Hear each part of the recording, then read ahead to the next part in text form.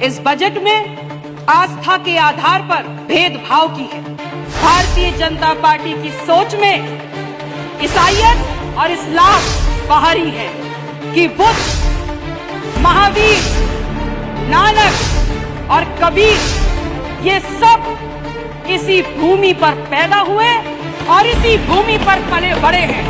अतः सरकार को और सरकार का ध्यान इस ओर आकृष्ट कराना चाहती हूँ कि यदि वो धार्मिक तुष्टीकरण करती है तो बुद्ध, महावीर, नानक, कबीर के अनुयायियों का भी करे। इस सरकार ने जनादेश का अपमान किया है और 5 साल के कार्यकाल के बाद जिसको जनता ने नकार दिया उसे सरकार में दोबारा लाया जाना भी जनादेश का अपमान है।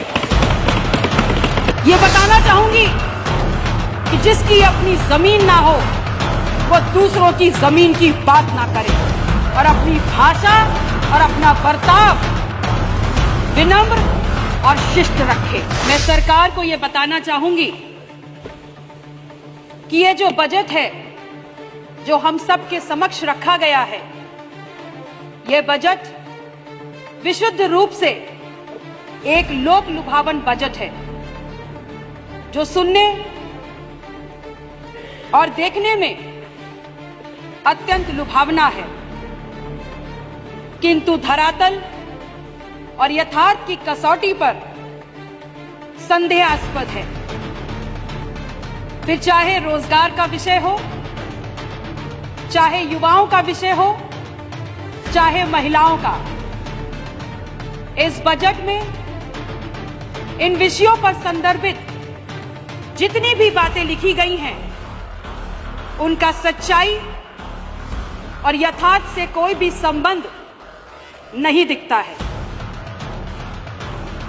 दूसरी सबसे बड़ी विसंगति इस बजट में आस्था के आधार पर भेदभाव की है। जहां सरकार राम, रैदास, वाल्मीकि के नाम पर धन देने की घोषणा कर रही है, तो क्या अन्य धर्मावलंबियों की आस्थाओं को अनदेखा कर दिया गया? माननीय अध्यक्ष महोदय, मैं भली भांति जानती हूं कि सदन में बहुमत के आधार पर जिस पार्टी की सरकार है, भारतीय जनता पार्टी की सोच में ईसाईयत और इस्लाम बाहरी है। मैं इस बहस में भी नहीं जाना चाहती हूं और ना ये मेरा विषय है, लेकिन सरकार को यह ध्यान रखना ही होगा कि बुद्ध, महावीर, नानक और कबीर ये सब इसी भूमि पर पैदा हुए और इसी भूमि पर पले बड़े हैं और उन्होंने समग्र मनुष्यता के उत्थान और कल्याण के लिए अपना पूरा जीवन समर्पित कर दिया। वो इस भूमि पर उदाहरण हैं, ऐसे उदाहरण हैं जिन्होंने मनुष्यता से देवत्व तक का सफर तय किया और शिखर तक पहुंचे।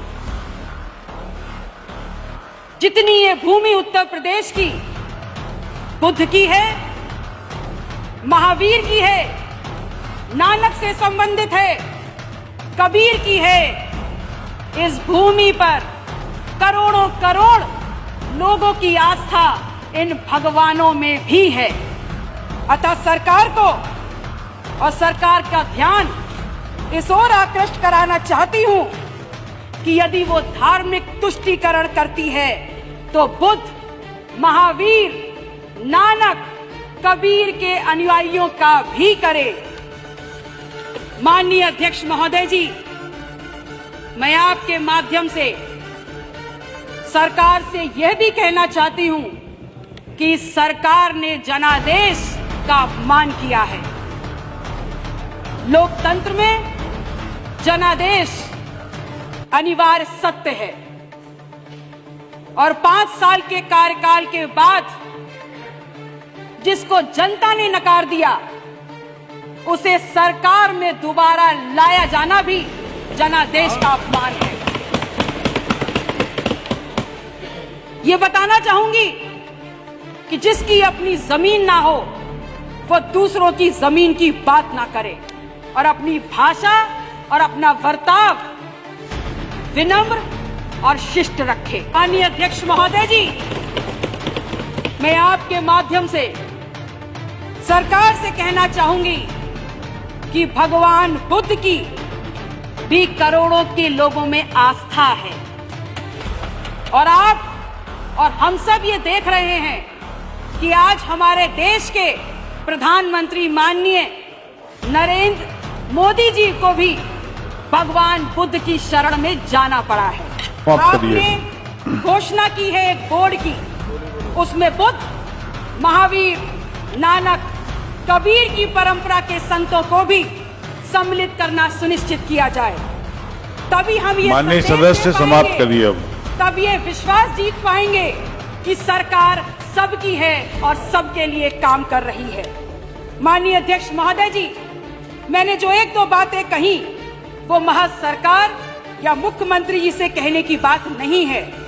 अपेक्षा और विश्वास तब और बढ़ जाता है जब मुख्यमंत्री के पद पर बुद्ध, कृष्ण की श्रेणी में रखे जा सकने वाले एकमात्र महान क्रांतिकारी गुरु गोरखनाथ पीठ के पीठाधीश्वर महामंडलेश्वर आदित्यनाथ योगी जी खुद बैठे हैं और जिनके लिए सब बराबर हैं, समान हैं। इसके लिए सरकार से पुरजोर अपील करती हूं कि बुद्ध की भूमि कौशाम्बी के विकास कार्यों को इस बजट में शामिल किया जाए और जो ये धार्मिक असमानता है, असंतुलन है, इसे ठीक किया जाए। धन्यवाद। जय संविधान, जय कमेरा।